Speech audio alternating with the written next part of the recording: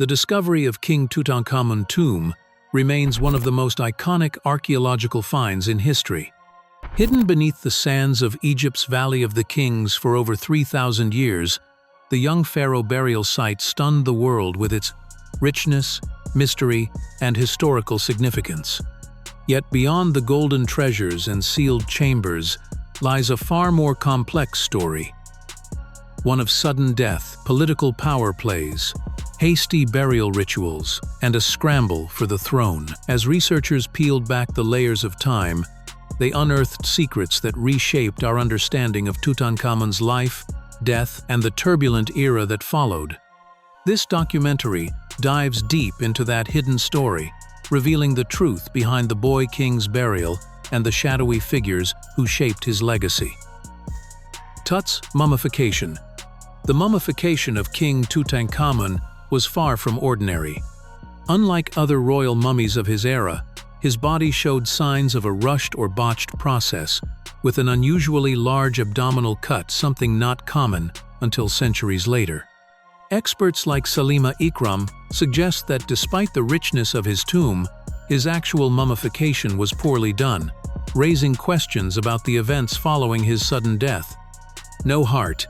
One of the biggest mysteries surrounding Tutankhamun mummification is the missing heart.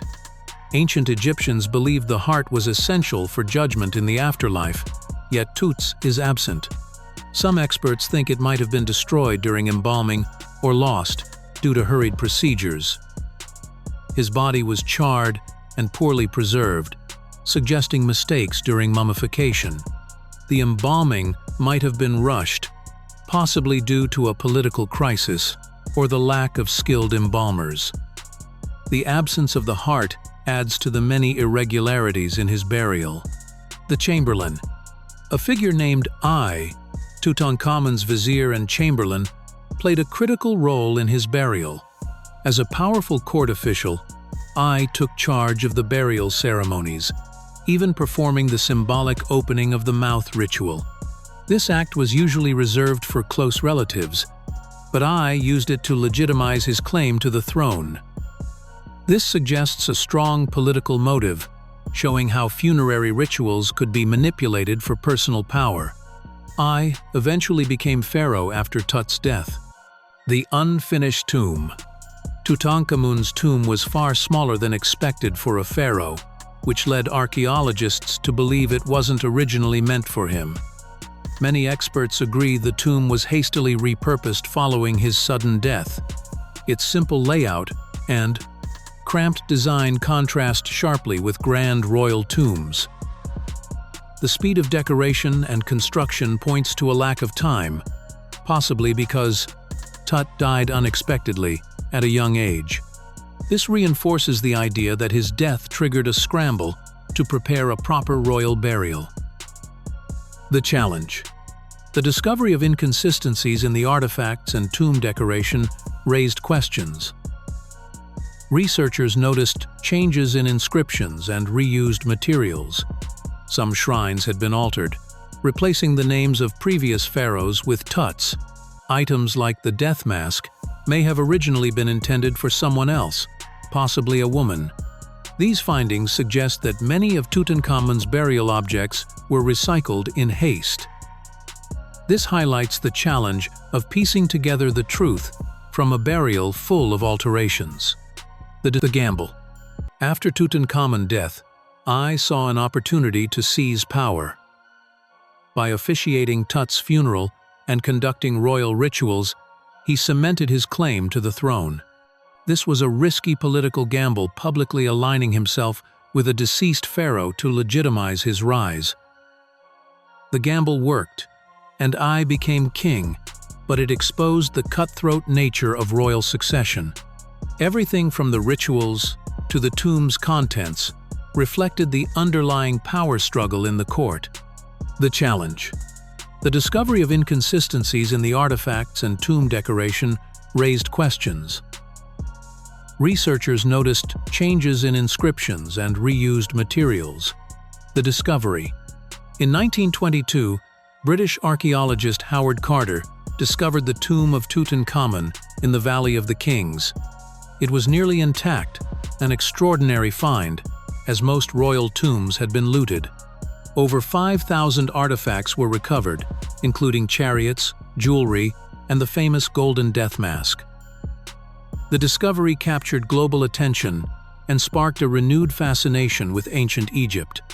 Carter's meticulous work also preserved important historical details for future study. The reveal. As experts examined the contents of the tomb, many shocking details emerged.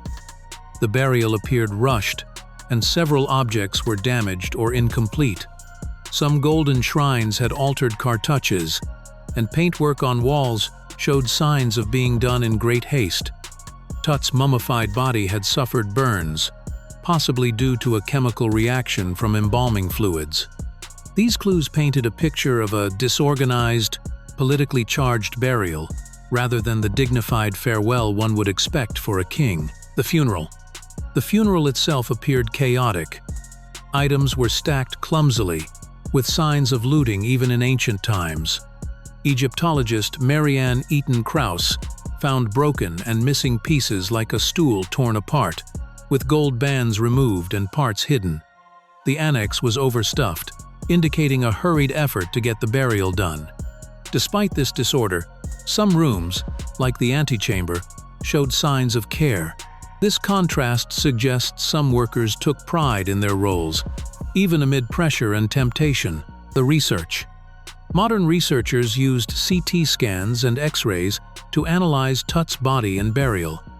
They confirmed his fragile health, clubfoot, and signs of malaria. The scans also revealed that his chest was missing, and his body had been burnt, likely due to embalming mistakes. Scholars like Nicholas Reeves discovered reused objects and traces of names changed from earlier pharaohs. The findings raised deeper questions about whether Tuts' burial was part of a broader political cover-up or simply an emergency response to his sudden death. The death mask. Tutankhamun's iconic gold death mask is perhaps the most famous artifact from the tomb, but recent studies revealed it may not have been originally made for him. The facial features and proportions, along with the ears and inscriptions, suggest it was crafted for a female, possibly Queen Neferuiten. The inlay was later altered to bear Tuts' name. This reused artifact reflects the broader trend of repurposing royal items due to time constraints or limited resources. The female presence. Clues point to the involvement of a powerful woman in Tutankhamun's burial. Some items in the tomb have feminine design elements, or were likely made for a woman. Theories suggest these could have belonged to his stepmother, Nefertiti, or his wife, Ankhesenamun. Some researchers believe a hidden chamber behind Tut's tomb may hold her burial. Though not yet confirmed, the presence of feminine artifacts and reused treasures hints at her importance during this turbulent period. The shrines. Inside the tomb, several shrines surround the sarcophagus, but some are puzzling. Artifacts bear signs of having been altered to include Tutankhamun's name, leading scholars like Nicholas Reeves to suspect they were not originally made for him. The sun disk imagery on the panels links the objects to Akhenaten, Tut's controversial father. This suggests that burial items may have been taken from previous royal burials, reinforcing the theory of a rushed and improvised burial for the boy king.